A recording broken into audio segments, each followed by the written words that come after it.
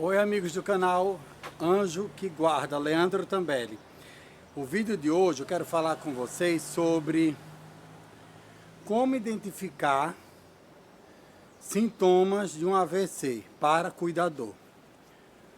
Eu sei que para a gente avaliar um paciente, a gente tem que levar para uma unidade médica de saúde, né?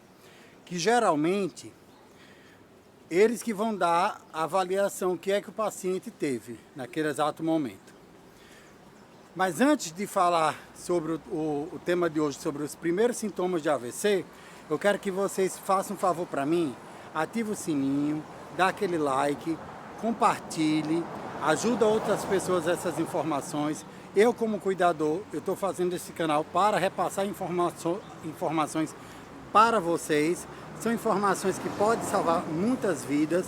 Às vezes a pessoa acha que eu falo demais ou quer ignorar as minhas palavras, mas já teve muitas pessoas que já se salvaram graças ao que eu falo. E eu não sou médico, eu sou um cuidador. Eu estou falando aqui como cuidador.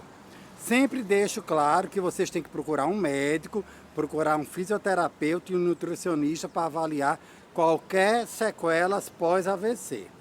Nada pode ser feito sem uma avaliação, tá bom? E vamos para o vídeo de hoje. Compartilhe, se inscreva, que esse canal é feito para nós. Então vamos lá. Os primeiros sintomas de AVC que eu, como cuidador, fui estudar, foi que as pessoas perdem, geralmente quando é AVC, as pessoas perdem os movimentos do braço. Você pede para o paciente levantar os dois braços. Se ele não consegue levantar os dois braços, ou se um braço levanta e o outro não levanta, já é um sintoma de AVC. A pupila do olho, aquela bolinha do olho, ela se dilata. Um lado do rosto fica, torto. Tá entendendo? No caso da minha mãe, ela se entortou todo para um lado com tanta força que fraturou o ombro. Tá me entendendo? A língua, fica presa, tudo preso, E minha mãe se urinou toda. Em 2 AVC que minha mãe teve, ela se urinou toda. No primeiro, no hemorrágico, eu não estava ao lado dela. Mas após ela ser vitimada de um AVC hemorrágico, eu fui estudar mais sobre a doença para poder cuidar de minha mãe. Então, referente ao AVC, eu já estive com vários neurologistas, neurocirurgião, e a gente tem que conversar, entendeu? A gente tem que conversar com o médico, perguntar para o médico, tá entendendo? Qual foi a área que foi atingida do paciente. É no exame de ressonância que a gente consegue identificar qual foi a região do cérebro que foi atingida, tá me entendendo? Porque dependendo da região, as sequelas são mais leves ou mais fortes. Tá me entendendo? Mas isso também não impede de que a sequela seja forte e você não lute pela vida. Tá entendendo? Estamos aqui que é para levantar a força de todos os pacientes, porque ninguém tem que ficar triste porque teve um AVC, porque todos nós estamos aqui na Terra, podemos passar por isso, Não é uma exclusividade de um, de dois ou de três, entendeu? Eu estou aqui, no Centro de Especialidades Médicas de Foz do Iguaçu. É aqui onde eu vou trazer a minha ressonância de cabeça, que é um exame que eu fiz, que foi o meu médico, um neuro que fez. E é aqui que eu também pego os medicamentos pós-AVC de minha mãe. Os anticonvulsivos, os remédios dela de pressão, os remédios também que ela tem que tomar, todos eu pego aqui. Remédios controlados, que a gente fala, Aqueles que são taxados de taxa controlada.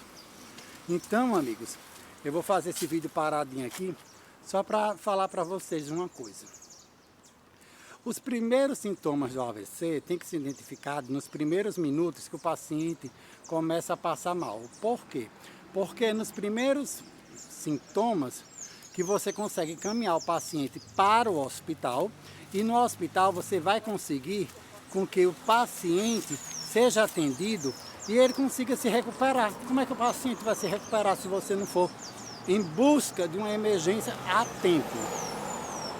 entendeu? Então, no primeiro AVC já é uma coisa grave, mas eu costumo dizer que o segundo AVC é mais agressivo. Por quê?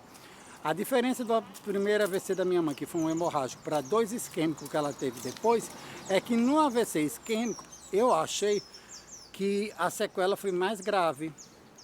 Eu não sei se o hemorrágico é mais grave as sequelas, mas eu vejo muita gente com isquêmico paralisado, né? Que paralisa um lado do corpo, que fica, né? Com esse problema, né? Que é um problema. Então a reabilitação é muito lenta. Então, para a gente evitar que as sequelas de um acidente vascular cerebral sejam muito grave, vocês, a partir do momento que você notar que o paciente não está falando o nome dele, que a pupila do olho se dilatou, que ele não consegue levantar os 2 braços para frente, que o braço cai e que um lado do corpo está ficando torto para um lado, às vezes, ó, minha mãe estava conversando comigo, a boca dela começou a entortar, na hora eu notei. Aí depois ela se urinou toda, se entortou toda, fraturou o ombro e se urinou toda. Aí foi ali que eu corri no 190, tá entendendo? Então vocês têm que ligar 190, telefone de emergência da sua cidade, tem que chamar um SAMU e levar urgente para a emergência de um hospital, tá bom? No hospital, vocês têm que ficar de olho. No caso da minha mãe estava sobrepeso, com 136 quilos, e ela, quando entrou no hospital, o médico queria entubar ela. Uma moça viu chorando muito, uma médica, e disse, olha, não assine o papel para entubar a sua mãe, porque se você assinar o papel para entubar a sua mãe não volta mais não, porque ela é obesa e esse AVC dela é sério. E iam entubar ela porque ela fraturou o ombro e estava todo com aquele problema todo. Aí eu disse, não, ninguém vai entubar minha mãe não. Aí o médico disse, vamos assinar aqui, isso foi no Hospital Geral de Fortaleza, que é onde faz os atendimentos de neurologia e neurocirurgia no estado do Ceará, que é um dos melhores de referência do estado. Então, eu não assinei o papel, minha mãe não foi entubada e o médico disse que a responsabilidade era minha. Eu não recomendo você fazer isso, que eu fiz, mas eu fiz por risco e conta minha. Eu só tenho a minha mãe e a médica me disse claramente que minha mãe fosse entubada, ela não sobreviveria. Ela viu eu chorando, porque eu só tenho a minha mãe, eu estava desesperado, gente. Então, entre minha mãe ficar entubada e morrer, porque a médica disse que a chance dela sair com vida de uma intubação sendo obesa era muito pouca, eu optei em ficar com ela viva, toda fraturada numa cama. Minha mãe ficou assim fraturada por mais de 30 dias, nas observações do Hospital Geral de Fortaleza. No período de 2015 ela ficou vários dias internada, né, mais de meses, e depois fez uma cirurgia no ombro para recolocação do ombro, né, no lugar, porque foi todo fragmentado. Mas uma coisa eu lhe digo, valeu a pena? Claro que valeu a pena a minha decisão, porque foi uma decisão sensata. Quando você tem só uma chance de dizer não, você tem que dizer não. Naquele momento eu tinha que dizer não, não podia dizer sim. Se o médico disse que se minha mãe fosse entubada ela não ia voltar à vida, porque eu ia assinar um papel sabendo que minha mãe ia morrer. Porque o médico achava melhor. Não, quem tem que achar melhor é você que cuida do paciente, não é o médico não. Porque médico nenhum tem direito de fazer nada com você se você não assinar documento nenhum. Então o hospital tem esse problema. Eles mandam logo você assinar o papel, faz logo uma pressão, um terrorismo na cabeça da gente. Aí a gente assina o papel e depois diz, não, o paciente não resistiu. É a boca dos médicos dizer isso. Então eu tenho medo, né, de ouvir essa frase infeliz e eu lutei. Então eu fiquei com a minha mãe, eu fui com a roupa do corpo para o hospital. Nenhum parente ajudou, nem meus irmãos sumiram, né? Porque família some, né, nesse momento. A família todinha sumiu, eu fiquei sozinho dentro do hospital. Ela toda fraturada, ela não tinha uma peça íntima para usar, ela não tinha uma roupa para trocar, eu não tinha sabonete, não tinha pasta de dente, eu não tinha nada, minha mãe não tinha nada, nada. Mas tinha uma coisa bacana, que a minha mãe tinha que poucas pessoas tinham, ela tinha um filho, entendeu? Um filho presente. Então o que acontece? Eu presente ao lado de minha mãe, eu não deixei que o pior acontecesse. Não assinei o papel da cirurgia e da intubação, fiquei com ela mais de 3 meses nessa luta e saí com a minha mãe com vida do hospital. Foi bacana? Foi, mas por quê? Porque eu estudei antes sobre os primeiros sintomas de AVC. Então, se você é paciente de AVC, tem que ensinar ao seu cuidador e à sua família que cuida de vocês quais são os primeiros sintomas de AVC. Pesquise na internet, pesquise com o seu médico, fale com uma equipe de neurocirurgia ou neurocirurgião que atende vocês, ou neurologista, e pergunte quais são os primeiros sintomas. O cuidador e o paciente tem que começar a criar o hábito de fazer pergunta para médico.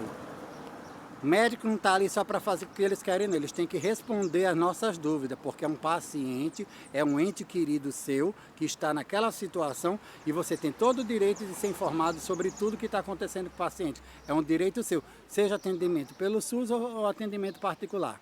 Ninguém tem direito de negligenciar informação de pacientes, principalmente em tratamento de AVC isquêmico ou AVC hemorrágico, que as sequelas são gravíssimas e o risco de vida e de morte é bem grande.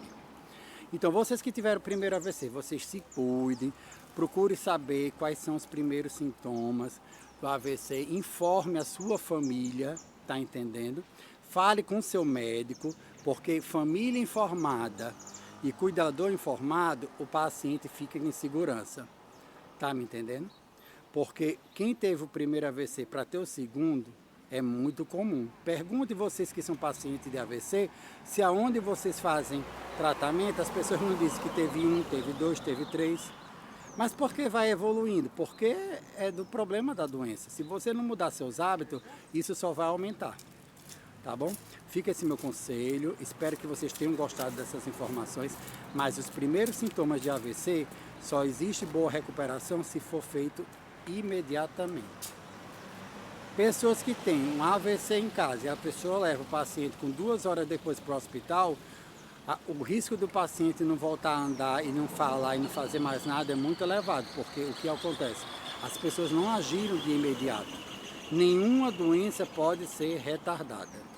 Mas também tem aquele problema, às vezes o paciente passa 2, 3 horas para ir para o hospital e voltou normal e falando tudo, porque como eu disse no começo do vídeo, dependendo da área da cabeça, onde foi feita a cirurgia, o paciente pode ou não ter uma sequela mais grave. Só quem pode determinar a região que foi afetada do cérebro é o neuro, que vai atender você, o neurocirurgião ou neurologista, através do exame de imagem chamado ressonância. Nesse exame vai conter todos os dados referente a qual área da cabeça foi afetada. Pergunte para o seu médico, qual foi a área que foi afetada da minha cabeça? O que é que vai lesionar? Quais são as sequelas nessa área que ocasiona no meu corpo? Como é que eu vou poder me adaptar? Como será a minha vida após AVC se essa sequela aconteceu?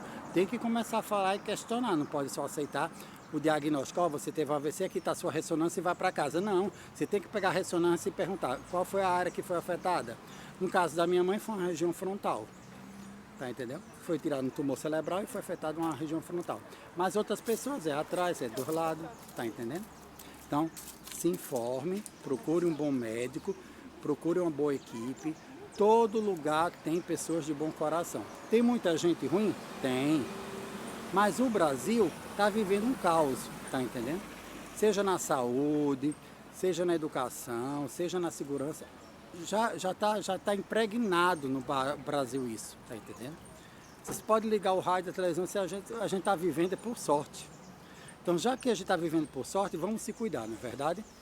Se minha mãe está fazendo tudo direitinho, tudo bem, é porque eu cuido dela e faço por onde. E mesmo assim erro, eu não sou perfeito. Não gosto quando diga que eu sou um filho bom. Eu não sou um filho bom, eu sou apenas um filho. É porque hoje em dia as mulheres botam pessoas no mundo e chamam todo mundo que elas botam, abrem a perna e botam no mundo de filho, mas não é não, filho. Filho é aquele que cuida, que respeita, que tem gratidão. Não quer dizer que uma mulher botou uma pessoa no mundo que aquilo ali vai ser filho dela, não. Ela pensa, né? O pai, a mãe pensa que aquilo ali é filho, mas não é não.